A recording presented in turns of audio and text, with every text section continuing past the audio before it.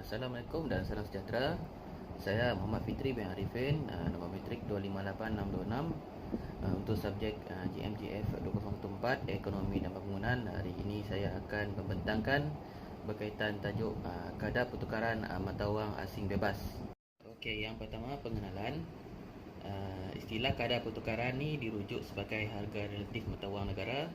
Di bawah rejim kadar terapung, kadar pertukaran sebahagian besarnya ditentukan oleh kuasa pasaran, iaitu kuasa penawaran dan permintaan dalam pasaran pertukaran asing. Dalam skala besar, ia menentukan relatif kesihatan ekonomi negara, dan kadar pertukaran sentiasa memainkan peranan yang amat penting dalam memastikan tahap perdagangan untuk sesebuah negara. Selain itu, kadar pertukaran ni memainkan peranan penting dalam memastikan perkembangan sesuatu ekonomi. Untuk skala yang lebih kecil, ia juga memberikan kesan terhadap pulangan sebenar untuk pelabur, dan dalam konsep pertukaran mata wang asing bebas ni, ianya ditentukan oleh permintaan dan penawaran mata wang asing tersebut. Sebagai contoh, Malaysia ingin mengimport barang daripada Thailand. That mean sekiranya mata wang baht murah, maka permintaan untuk baht, barangan untuk baht bertambah, dan jika nilai baht mahal, maka permintaannya adalah rendah. Oleh itu, sedikit sebanyak harga juga mempengaruhi jumlah permintaan dan penawaran. Seterusnya adalah faktor yang mempengaruhi kadar pertukaran wang. Dalam konsep ni terdapat pelbagai faktor yang turut mempengaruhi kadar pertukaran wang. Kadar pertukaran wang juga adalah merupakan salah satu elemen yang penting untuk mengetahui sejauh mana perkembangan ekonomi sesebuah negara, dan ia juga merupakan satu platform untuk mengetahui sejauh mana tahap perkembangan ekonomi sesebuah negara.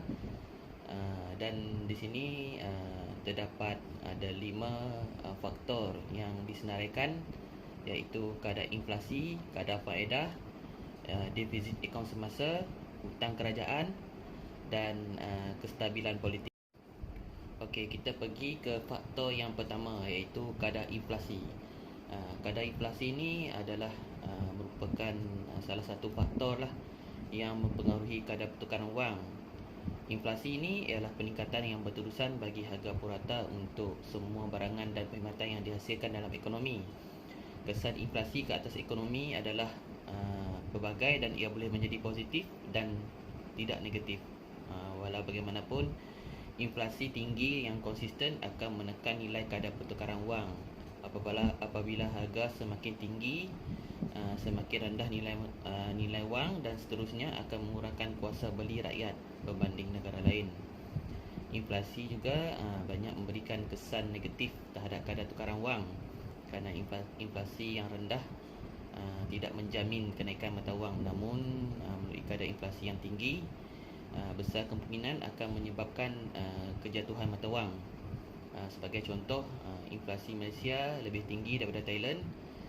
Secara tidak langsung, harga barang di Malaysia akan naik lebih tinggi berbanding Thailand. Oleh sebab itu, permintaan terhadap ekspor barangan Malaysia akan merudum, dan secara langsung permintaan ringgit juga akan merudum. Ia juga akan turut menambah minat orang Malaysia untuk memberi barangan daripada Thailand, kerana perbandingan harganya yang lebih murah berbanding daripada Malaysia lah. Okey, seterusnya faktor yang kedua, iaitu kadar faedah. Kadar faedah ni adalah merupakan faktor yang mempengaruhi kadar pertukaran wang, dan melalui kadar faedah pinjaman bank dan kadar faedah bond yang meningkat sejajar dengan peningkatan kadar faedah yang tinggi, kerana melalui peningkatan bond yang tinggi adalah merupakan cara untuk menarik minat para pelabur, kerana mendapat pulangan yang lebih tinggi. Dengan peningkatan ataupun pertambahan pelabur yang ingin melabur, secara tidak langsung akan mewujudkan permintaan terhadap mata wang tersebut, kerana kemasukan dana asing. untuk dalam mengawal pertumbuhan ekonomi negara. Bank negara juga memainkan peranan yang penting lah dalam mengawal ekonomi negara dengan mengawal kadar faedah. Dan pada kebiasaannya kadar faedah akan diturunkan apabila ekonomi menguncup dan ianya akan dinaikkan sekiranya kadar perkembangan ekonomi berkembang. Kadar faedah tidak dapat dinaikkan sesuka hati oleh bank negara kerana ianya boleh menyebabkan berlakunya inflasi. Okey, faktor yang seterusnya adalah defisit akaun semasa. Defisit akaun semasa ni membayangkan nilai import ataupun barangan perkhidmatan, pendapatan, pelaburan yang lebih besar daripada nilai ekspor. Pergerakan dalam kadar pertukaran akan memberikan kesan kepada akaun semasa. Sebagai contohnya, nilai susut dalam mata wang yang berkemungkinan akan meningkatkan akaun semasa seperti mengurangkan defisit. Ia juga memberikan maksud baki dagangan ataupun balance of trade antara dagangan sesebuah negara dengan negara yang lain yang saling bekerjasama. Ini bermakna import akan melebihi ekspor dalam defisit akaun semasa, dan peningkatan import secara tidak langsung akan menyebabkan permintaan mata wang asing bertambah. Dapat dilihat sekiranya jumlah import lebih tinggi daripada ekspor, maka jumlah wang keluar negara akan lebih banyak berbanding wang yang masuk, dan secara tidak langsung ianya akan menyebabkan permintaan mata wang negara tersebut akan jatuh dan merudum. Okey, faktor yang seterusnya adalah hutang kerajaan. Hutang kerajaan ni juga adalah merupakan salah satu faktor yang penting lah, dan melalui peningkatan yang berterusan hutang kerajaan ni boleh menimbulkan kebimbangan sama ada pinjaman tersebut telah merangsang ekonomi ataupun menjadi penghalang terhadap pertumbuhan ekonomi sesebuah negara. Terdapat perbezaan hutang awam dan hutang kerajaan, dan seperti yang kita ketahui, tujuan kerajaan berhutang adalah untuk pembangunan, dan ianya sudah menjadi kebiasaan bagi setiap negara dalam dunia ni untuk membuat hutang bagi tujuan untuk membiayai projek awam seperti pembinaan seperti di Malaysia, LRT, MRT, airport dan sebagainya lah. Dan hutang ini dilihat sesuatu perkara yang bersifat positif kerana ianya mampu menjana pendapatan ekonomi dan merangsang pertumbuhan ekonomi. Tetapi sekiranya jumlah hutang ia sangat banyak ataupun terlalu tinggi, ianya tidak bersesuaian dan akan mengundang kemunduran sesebuah ekonomi, dan secara tidak langsung akan menarik para pelabur, dan keyakinan para pelabur akan hilang. Dan tahap kesihatan hutang negara pula boleh diukur dengan peratusan hutang luar dan dalam negara serta nisbah hutang terhadap KDNK. Setakat Jun 2018, hutang negara Malaysia berada pada purata 50% berbanding KDNK, dan hanya 2.3 sahaja hutang dalam mata wang asing. Ini jelas menunjukkan bahawa tahap hutang negara masih berada pada tahap yang lebih baik lah. Okey, faktor yang seterusnya adalah berkaitan dengan kestabilan politik. Melalui kestabilan politik ini juga adalah merupakan elemen yang penting dalam menarik pelabur asing untuk melabur, dan sekiranya berlaku kecelaruan dalam sistem politik, ia juga boleh menjadi salah satu punca terhadap kejatuhan ekonomi sebuah negara, kerana ia boleh menyebabkan para pelabur menarik kurang percaya terhadap struktur kestabilan politik, dan ia boleh menyebabkan mereka menarik dan mengeluarkan wang pelaburan daripada sesebuah negara yang dilabur lah. Dan secara tidak langsung kemuluk politik juga boleh menggugat dan menimbulkan keresahan terhadap kestabilan ekonomi negara, kerana ketidakstabilan ekonomi sedikit sebanyak telah memberikan kesan negatif terutamanya terhadap para pelabur, kerana para pelabur akan menilai krisis kepimpinan sesebuah negara sebagai asas dalam membuat penilaian berkaitan dengan keputusan dalam membuat sesuatu pelaburan. para pelabur akan memilih negara yang mempunyai latar belakang politik yang stabil untuk membuat pelaburan, dan sekiranya negara tersebut mengalami krisis dalam politik, itu berarti negara tersebut berada dalam masalah, dan pelabur akan menarik semula serta mengalihkan pelaburan dan memilih negara yang lebih stabil dari segi politiknya, kerana mereka beranggapan bahawa sekiranya politik negara itu stabil, maka potensi untuk meraih keuntungan adalah tinggi.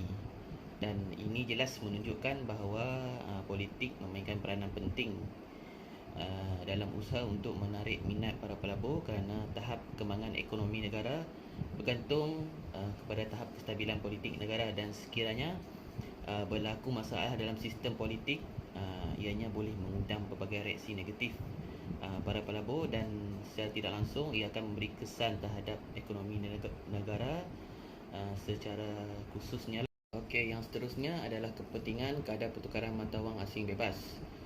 Terdapat pelbagai kepentingan dalam menentukan kadar pertukaran mata wang asing bebas, dan terdapat pelbagai faktor penting seperti kadar faedah dan kadar inflasi, serta kadar pertukaran mata wang yang juga merupakan penentu terhadap kadar kekuatan ekonomi relatif negara. Dalam tahap perdagangan negara, kadar pertukaran adalah merupakan elemen yang penting dalam memastikan tahap perkembangan ekonomi mencapai pada tahap yang maksimum, dan ianya merupakan perkara penting bagi majoriti untuk setiap ekonomi pasaran bebas dunia. Selain itu, proses yang penting yang perlu diaplikasikan dan dimanipulasikan oleh kerajaan bagi memastikan ekonomi negara supaya bergerak lebih aktif, dan melalui kadar pertukaran ini juga pada skala yang kecil, ia juga dapat menggambarkan bahawa dalam tahap perdagangan negara, kadar pertukaran adalah merupakan elemen yang penting, dan ianya juga adalah merupakan penentu dalam memastikan kadar inflasi ataupun kadar faedah berada pada tahap yang memberangsangkan, dan tahap kesihatan negara juga berada pada aras yang selamat. Kadar pertukaran mata wang juga adalah merupakan salah satu penentu terpenting tahap kesihatan ekonomi relatif negara, selain daripada faktor lain seperti kadar faedah dan kadar inflasi.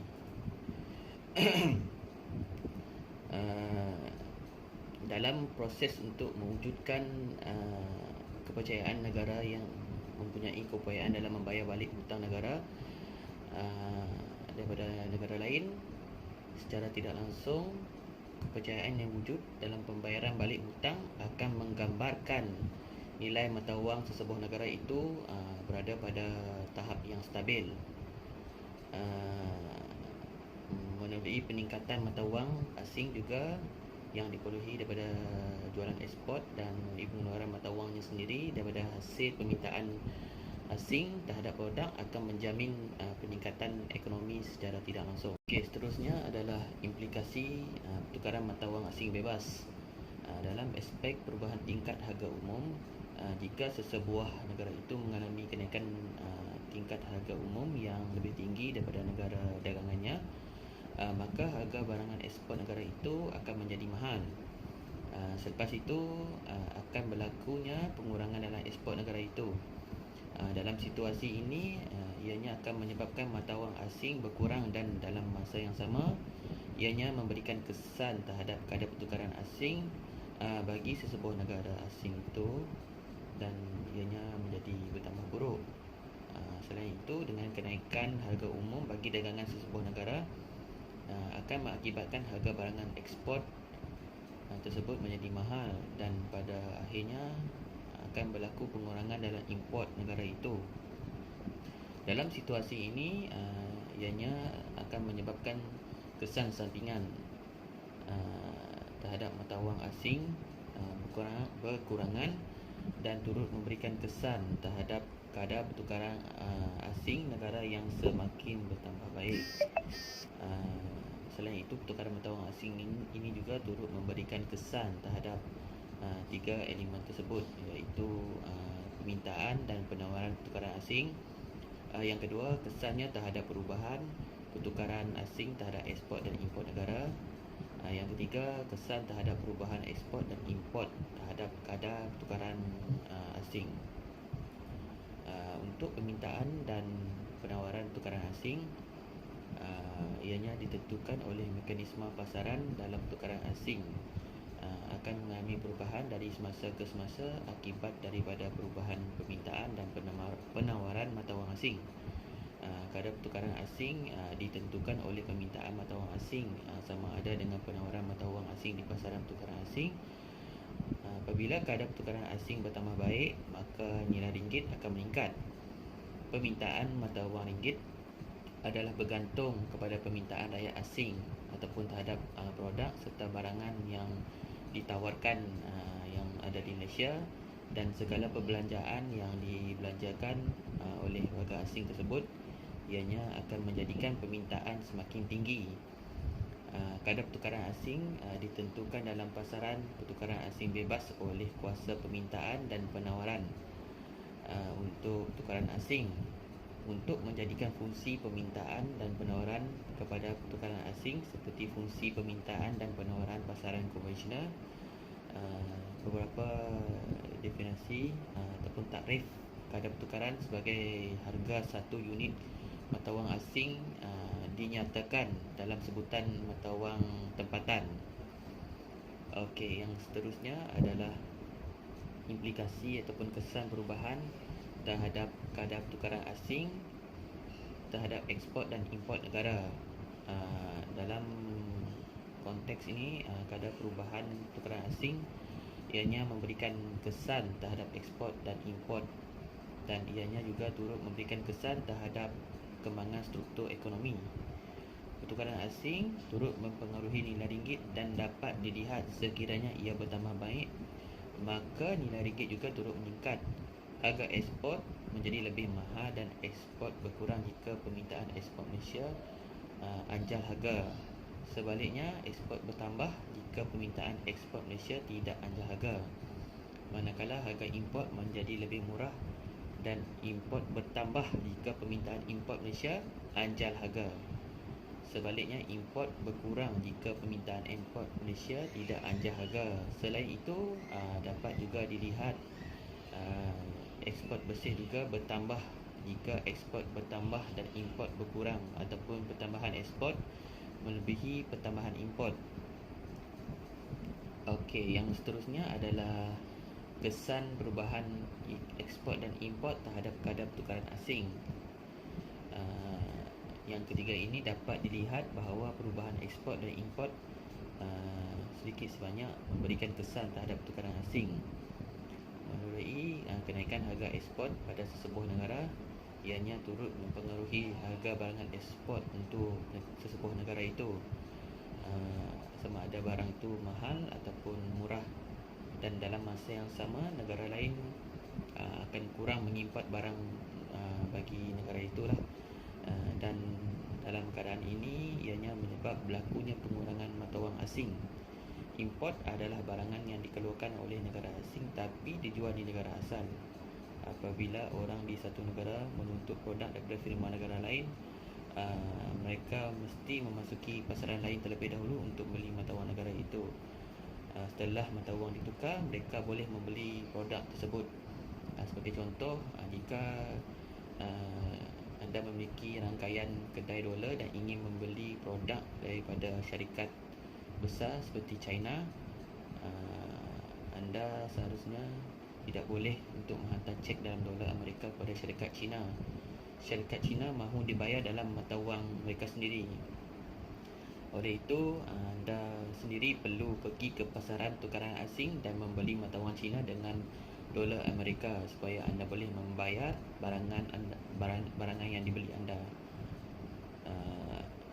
Ini adalah merupakan konsep ataupun kesan terhadap perubahan ekspor dan import terhadap kadar pertukaran asing. Okey, yang terakhir dapat dirumuskan bahawa melalui keterbukaan ekonomi Malaysia terhadap sistem ekonomi antarabangsa dilihat sebagai satu platform yang penting dalam memastikan kestabilan ekonomi negara, khususnya dalam pembuatan keputusan yang bijak yang sentiasa menjadi bahagian yang terpenting dalam proses pelaburan. Jika keputusan yang dibuat adalah salah, maka ianya boleh menyebabkan pelabur mengalami kerugian dan tidak tertanggung dalam aspek modal, masa, sumber manusia dan sebagainya.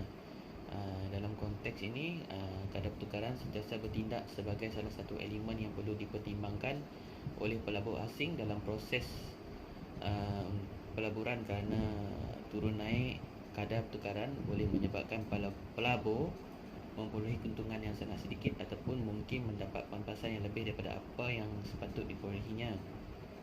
Dalam aspek mata wang juga adalah merupakan perkara yang penting dalam mempengaruhi pasaran kewangan dunia. Segelintir organisasi antarabangsa mendapat banyak manfaat daripada aktiviti kewangan yang timbul, seperti masalah ketidakstabilan politik dan sebagainya, dan ini telah memberikan gambaran bahawa dalam keburukan dalam sistem pemerintahan, khususnya politik, sedikit sebanyak mempengaruhi sistem ekonomi negara dunia, dan dalam mempertahankan kemelut yang berlaku, berbagai inisiatif diambil oleh pihak kerajaan dalam menumpukan sepenuh perhatian terhadap sistem ekonomi yang dianggap kukuh dengan mengambil kira dalam berbagai aspek yang berkaitan dengan pekerjaan dan sedikit sebanyak ianya banyak mempengaruhi sistem pemerintahan kerajaan dalam mengatasi kemelut ekonomi yang sedang berlaku, khususnya pada keadaan pandemik COVID-19 ni lah. Secara khususnya pertukaran mata wang asing ini adalah merupakan perkara yang penting dalam memastikan ekonomi negara berada pada tahap yang lebih stabil dan kukuh.